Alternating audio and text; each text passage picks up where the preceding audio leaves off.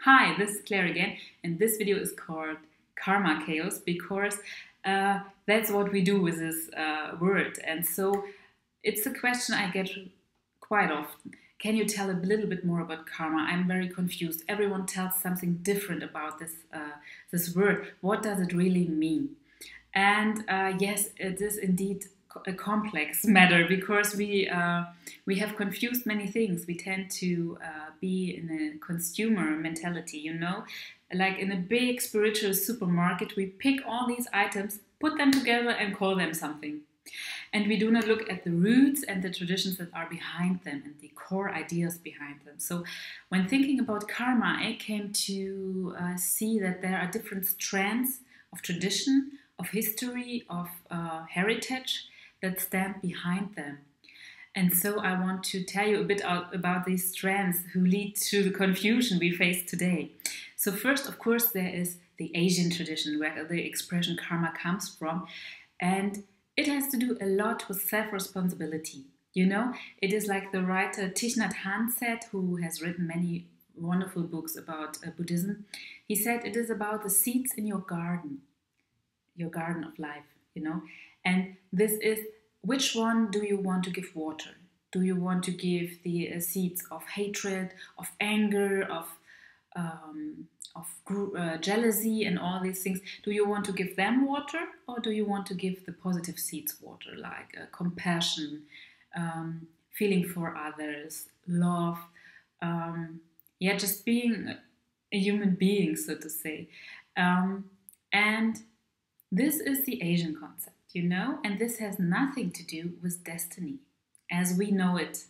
Many people confuse karma and destiny. This is the first big step we have to take here. This is not the same. The belief in destiny and fate is something very European, old European, so to say, and also Slavic. I don't want to say it's just Europe. You also find it in Slavic countries. And this is about the old Norns who sit at the well of word and who make the string of life for every person, who measure it and cut it when the person dies. And this string of lives is in word, and word is in German very similar to wird. Wird means werden in German, and werden means in English become, to become. Yeah, this is like the big net of everything that is interconnected. And we also find this thought with within the Buddhist way of thinking, especially Thich Nhat Hanh. He has made the expression of interbeing, that everything is connected to each other and that it's just an illusion of ego to think of yourself as a unit, so to say. And our belief in fate in the old European traditions is also found in many fairy tales and in old stories. For example, the fairy who stands next to the bed of a small child and gives it its destiny. If it will have a good life or a bad life, if it will be easy or it will be not easy. These fairies also give special gifts like talents and so on to the child.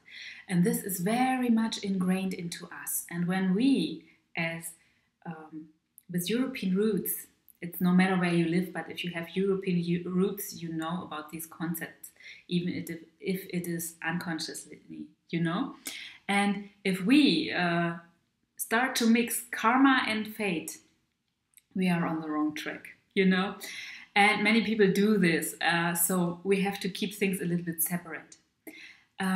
Yes, it was about what you get. It is like the string of life that you get from the Norns has a special color, Everyone has its color, so to say, like the talents that the good fairy gives and all of this. So this is the second big strand that we face in our karma pot, so to say. And then we have another one, and this is of course our Christian tradition, which is quite long. There are centuries of Christian tradition. And so this also comes into play. And there we have Big Brother is watching you, so to say.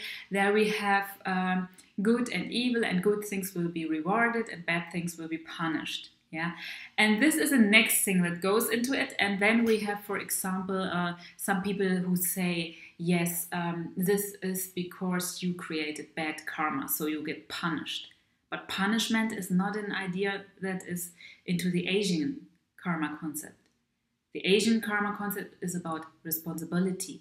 It is not about punishment. Yeah, and also in the I call this mixture of all of this the esoteric term karma, so to say, and this is yeah, it's much too much inside. And some people, they even start like there would be some person who is writing a big book for billions of people, and who should do all these book writing, so to say, and who should control and monitor everything, you know. This is like a big brother is watching you. This is a very Christian idea, you know, that there's someone who has an eye on all of us. And yeah, all of these three ideas go together to form the way of karma. It is also often used for, I think you call it guilt trapping, when someone is should feel guilty about something. Yeah, and this is not what it was about ever. Yeah, and many things are not about guilt at all. For example, my main example then always is why do sharks eat seals? Yeah, the poor seal, what has it done? Was it a guilty seal in any way, or is it just the way of sharks that they love to eat them? Yeah, so this is what I would encourage you to do anyway. Look at nature.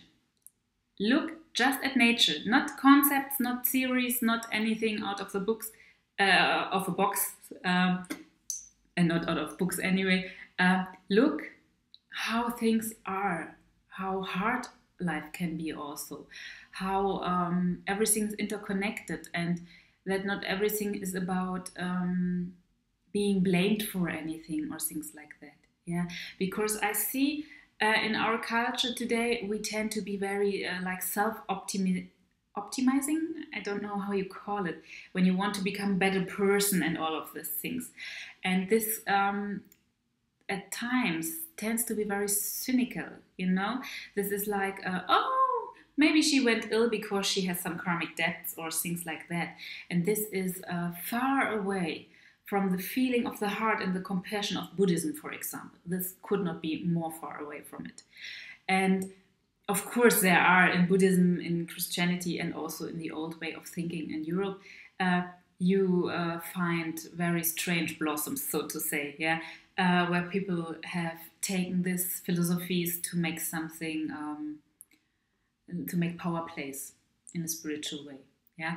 But if you see all these ways, they all had a good core. It was to help people in life. Yeah, the Asian way is responsibility, self-responsibility, but with the interbeing, it was also about taking care for others and taking care for yourself. It is not harsh. It is not punishing karma. It was never. Yeah, it is about responsibility. And the old European way is also positive. People had their fate, they had their colored string, so to say, yeah, and they knew they had to take it as it is, and they had to make the best of it. Yeah, there is so much into this that you can put it on your shoulders and go straight. You know, that you don't let yourself be bent down by destiny. That you take it. Yeah, this is something about a positive way of pride and a positive way of standing, so to say. I don't know how to say this in English better. And going on, no matter what comes, and not taking it personally. It is just your fate. The gods are big. Who knows how the gods think? Yeah. This is also about respect and yes, respect. This is also what is lacking in all of this. Respect towards this big thing what is happening around us, and people who tend to say, oh, in my small brain I understand all of this because I have the solutions. This is very disrespectful because no one has it, and it is like I don't know how you call it, you know, you are so small and you are like the world is just circling around you and you have a key for everything, and this is not true. So the old European way, like the Germanic, the Celtic and Slavic people had, it is like okay, the gods are big, I don't understand everything, but I will put it on my shoulder and I will go straight through it.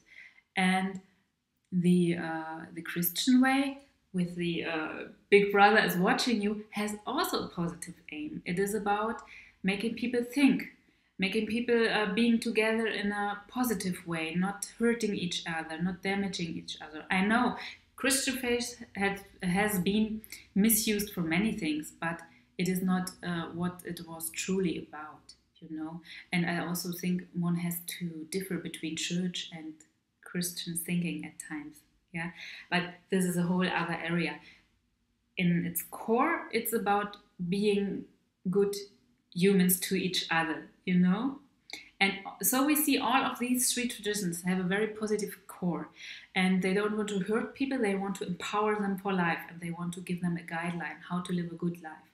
This was never about the today way karma is often treated, like, oh, you are punished, or like, oh, I'm a person that will be so elevated about all others because I'm so good. And we all know good people also get cancer, to say it like it is, you know. And bad people, sometimes they have millions on their bank account and they are living a great life. And it is a great life. We don't like it, but it is like that, yeah. So we see it's not about that, yeah, because sometimes I encounter people who are very much into self-optimizing, and they are like, oh, when I just have positive thoughts and I just do everything right, I will have a great life. And sometimes they are in a big despair when they see, well, my life is just like before. Sometimes it's good, sometimes it's bad, yeah. And this despair is for nothing. There is there's this big web of life, and you are always interconnected, for good or for ill. Yeah, you could be the most positive person in the world. If you had just negative surroundings, it would affect you. Yeah, because you are not made of stone. And so it is much about looking at nature, looking at interconnectedness, or interbeing, as it is called in some Buddhist ways. This is what it's about. It's not about punishment. It's not about guilt tripping or trapping. I don't know the real way to say it, but you will know what I mean. It is about living and trying to be a good person, but not, you don't have to be a superhero. You are just human, you know. The gods are big.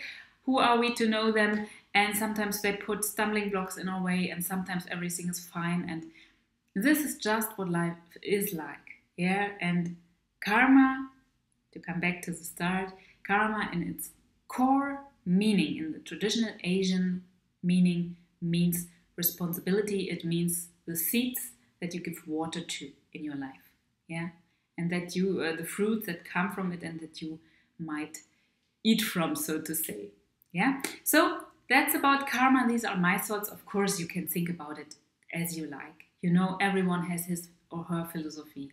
I don't want to tell you how to think, but these were some thoughts that I had toward this topic when thinking about it.